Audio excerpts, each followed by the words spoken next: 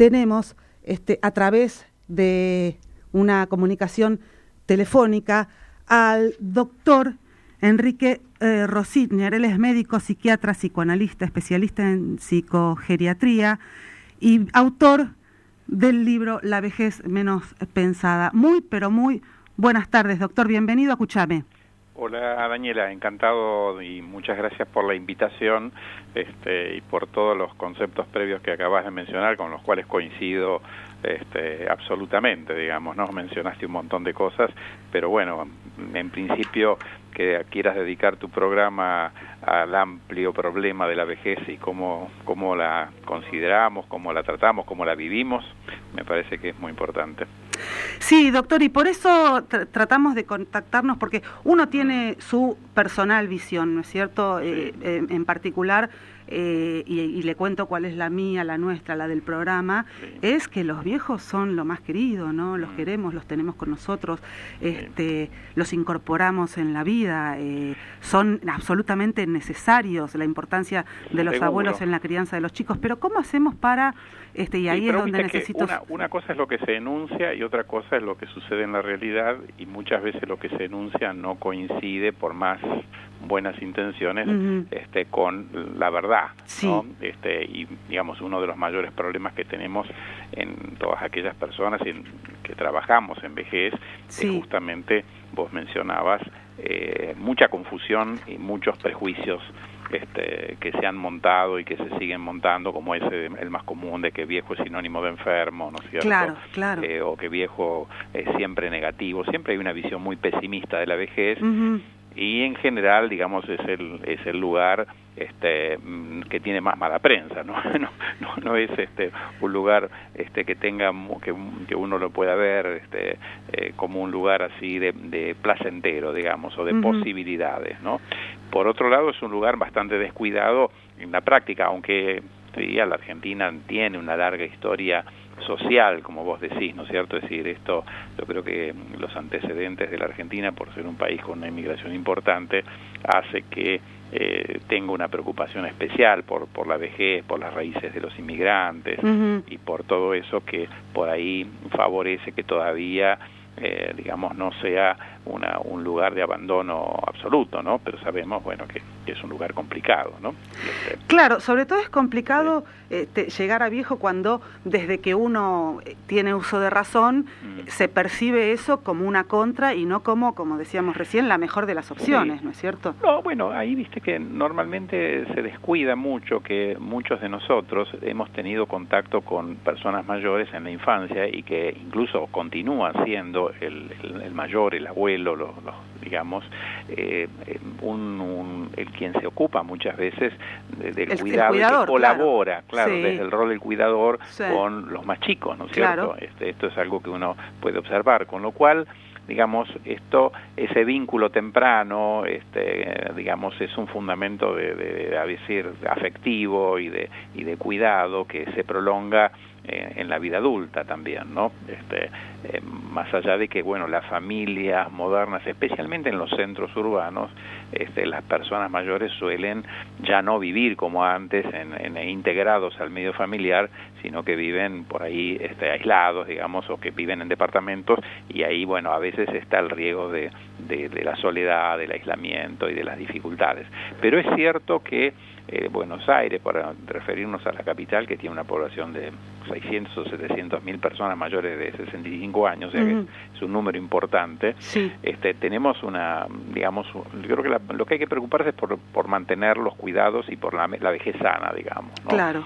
Si no, uno habla siempre de los enfermos, y en realidad, por ejemplo, ahora que estamos en medio de la pandemia, mi interés o mi preocupación es cómo cuidar a que las personas mayores se mantengan o puedan sostener el aislamiento, cuidarse y recibir los cuidados y la atención que necesitan, ¿no? Y que merecen, por supuesto. Merecen, exactamente. Porque hubo un momento, y que tal vez para nosotros fue un disparador, sí. Que fue el momento en que se habló de que los adultos mayores iban a tener que pedir un permiso diariamente, sí, ¿te acordás? Sí. Que hubo una movida muy importante, y yo lo digo desde lo personal. Causó mucho rechazo. Causó mucho rechazo, porque mi padre, padre, una persona de 82 años, absolutamente autónoma en su manejo cotidiano, decía, pero ¿cómo es esto? Me están quitando a mí la posibilidad, que aparte es lo que de alguna manera lo mantiene activo y lo mantiene... Mira, eso es muy común, o sea, no solamente, sí, causó mucho rechazo y en general fue abandonado, ¿no es cierto? Como política era una política muy equivocada, no cabe duda,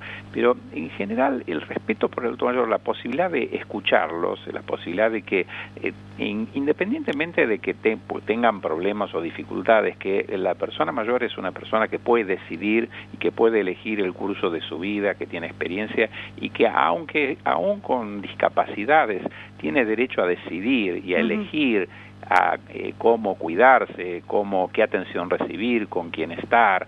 Esto del respeto a la autonomía y a la capacidad de decisión de la persona mayor es una de las cosas que más hay que preservar, digamos, claro, fundamental. ¿no? Porque si no, habitualmente se cae en imponer, digamos, algo que siempre va a ser un abuso, digamos así, ¿no es cierto? O pasar por alto los derechos de la persona mayor. Claro, lo cierto es que muchas veces caemos en el lugar común, que tiene algo de real, de emparentar la primera niñez con la última vejez, por la cantidad de cuidados que necesitan, pero no, porque el bebé no tiene criterio propio. Exactamente, sí, se los considera como si la vejez fuera una infantilización, o también otro el tema de la sexualidad de la vejez, que la vejez se considera como asexuada, o que no puede decidir, o que no puede elegir. Bueno, hay una serie de prejuicios donde se asimila vejez a discapacidad, digamos, no como proceso normal, como vos decías, o una etapa evolutiva de la vida, donde, digamos, en realidad, gracias a los avances de la salud y a los cuidados, hay mucha población, como vos decís, como tu padre, o bueno, u otros, mayores de 80, que están en pleno uso y de sus capacidades, incluso laborales, desarrollando actividades, etcétera, digamos, colaborando y haciendo muchísimas cosas, ¿no? Absolutamente. Así que eso es muy importante de cuidar, ¿sí? Ok, la pregunta es, ¿cómo hacemos? ¿Desde dónde se empieza a trabajar, Doc, para revertir esta visión negativa de la vejez?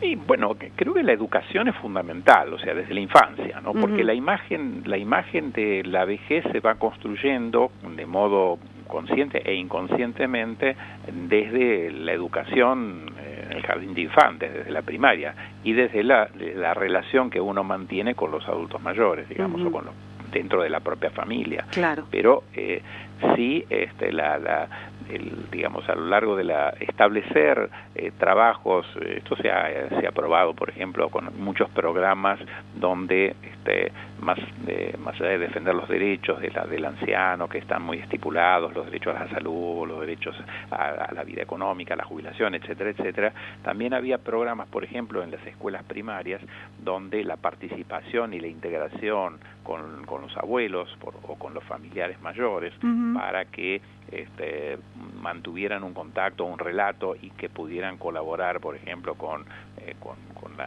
la educación de forma integrada, daba otra imagen de la vejez, digamos, la imagen de la vejez se va cultivando a lo largo de toda la vida, y por ahí hay que cuidar mucho los lugares de discriminación, porque uno lo ha visto muchas veces, el destrato, el abuso, el abandono, incluso, a veces uno lo puede observar hasta en la publicidad, digamos, ¿no? Cuando la persona mayor no tiene un trato adecuado en los medios o en la cultura, se va generando una imagen negativa, digamos, ¿no? Sí, de alguna manera en los medios es cierto que se los va invisibilizando, porque es muy importante, los protagonistas son los jóvenes, ¿no es cierto? O los adultos, digamos. Pero... Sí, todo está girando, todo el mundo moderno, digamos, con la rapidez y la juventud y todo esto, gira alrededor de la promoción del ideal de belleza, por ejemplo, de la hiperactividad muchas veces. Entonces, otras etapas de la vida no no tienen prensa, no figuran. Claro, digamos, y de la ¿no? sobrevaloración de la juventud como Exacto. un bien en sí mismo, cuando la experiencia, Sí. dicen que es un peine que te dan cuando te quedaste pelado, ¿no? Sí, exactamente. Doctor, y a ver, aquí en nuestro país, ¿funciona algún tipo de programas? Uno a veces ve, ¿no es cierto?, navegando por redes sociales, estas cosas que en algunos países integran, como usted decía recién, tal vez alguna manera de articular los jardines de infantes con residencias donde hay personas de la tercera edad, o sí, compartir, o incluso compartir, hubo uno que se hizo muy conocido, que era compartir el departamento, un estudiante universitario con una persona de la tercera edad. ¿Existe algún proyecto al respecto en nuestro país? Existen, digamos, existen, por ejemplo, el gobierno de la ciudad tiene varios programas para los adultos mayores, evidentemente no alcanzan, no todos son completos, digamos, y en los programas uno tendría que dedicarse a revisar tanto los programas de asistencia como los programas educativos. Aparte, digamos, la población mayor lo que más necesita es lugares, digamos, de capacitación, por ejemplo. Uno tiene la idea de que viejo es residencia de ancianos. Ahora está un poco, justamente por el gran peligro del coronavirus, es lugares donde se ha producido una mayor infección y mortandad. En un ratito mayores. Vamos a hablar con un geriatra. Por eso. Pero en realidad, digamos, la mayor cantidad de la población es una población sana que está viviendo en la sociedad y que tiene distintas actividades sociales en los centros de jubilados, en los centros barriales, en las universidades, en los clubes, digamos, en los barrios. Entonces, lo que se necesita es mucho más de eso, te diría yo, ¿cierto? Y mucha mejora en cuanto al acceso de los programas de prevención en salud para la atención, porque, a ver, la atención incluso domiciliaria, esto es algo que, el apoyo domiciliario para aquellas personas que están más limitadas, mucho más que la internación, que es un poco siempre mucho más costosa y que uno debería limitarla a los casos límites, digamos, ¿no? Pero la población, la inmensa mayoría de la población anciana tiene muchas posibilidades, incluso entendiendo, fíjate que es la etapa más larga de la vida, digamos, claro. Se puede llegar hasta los 20, 30 años, ¿no es cierto?, desde los 65 en adelante. Claro. Y es una etapa plenamente productiva.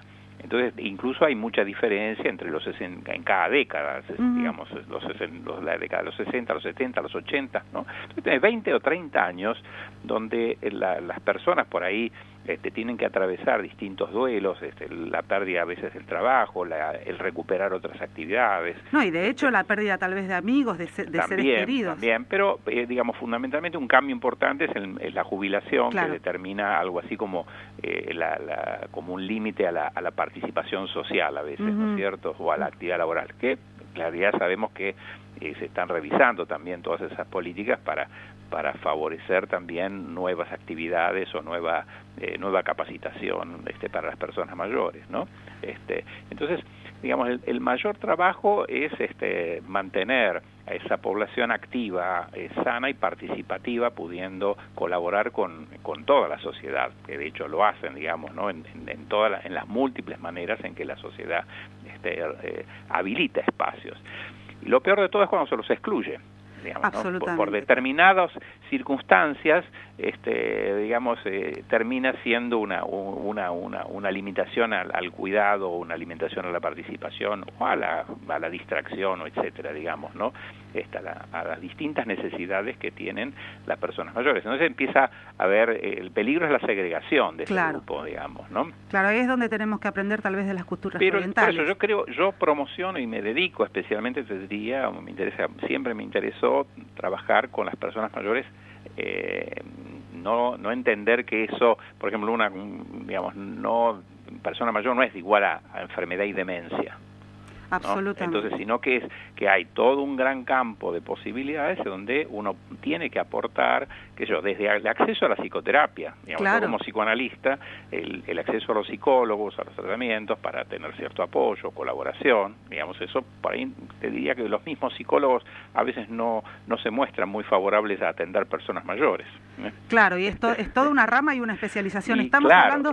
y ahí estamos nosotros trabajando permanentemente para promocionar la atención y la capacitación de los profesionales, que muchas veces, como no se interesan por el área tampoco se capacitan mucho. Entonces hay déficit de capacitación, bueno, empieza como a haber una problemática que hay que atender y cuidar, digamos, ¿no? Bueno, es importante saber que hay gente como usted, doctor Enrique Rosichner, especializado y ocupado de generar la forma de que todos empecemos a entender. Claro, empecé hace muchos años, ya tengo más de 65 también, soy mayor, pero bueno, sigo activo trabajando en esto.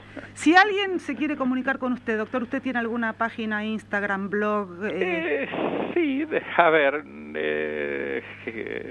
no, por mail. Dígamelo. Enrique emrosichner@yahoo.com. emrosichner yahoo.com. Les aclaro que tengo Rosichner... Facebook, tengo también Facebook también. Bueno, igual cuando nosotros publiquemos esto alguna cosa. Sí, lo que yo pueda es colaborar con ustedes y darle difusión al tema, y me parece muy bueno que vos te hayas ocupado de esto. Sí, a mí es un tema que siempre nos ocupa aquí en Cuchame, nos preocupa y nos ocupa, porque me parece que son parte, ni más ni menos que una parte de la vida, como la niñez, como la adolescencia, como la adultez. Esa es la mejor manera de verlos, es decir, que como que el funcionamiento de las distintas etapas es una manera como ecológica de entender el problema, digamos, ¿no? Que uno convive con las distintas etapas, y dentro de cada uno viven también el niño, el adolescente, el adulto, el mayor. Es como que uno mismo también ha transitado y va acumulando etapas, y puede entonces reunir dentro de la misma persona esas etapas que siempre están vivas, digamos. Exactamente, no perder ni el niño y saber que también hay un viejo adentro. Doctor, muchísimas gracias por encantado de colaborar sobre todo con por ustedes, su especialidad y por hacernos entender un poquito de qué se trata todo esto. Me alegró muy bien y tu posición me pareció excelente. Muchísimas gracias, un placer. Un placer, hasta luego. Hasta pronto, hablábamos entonces.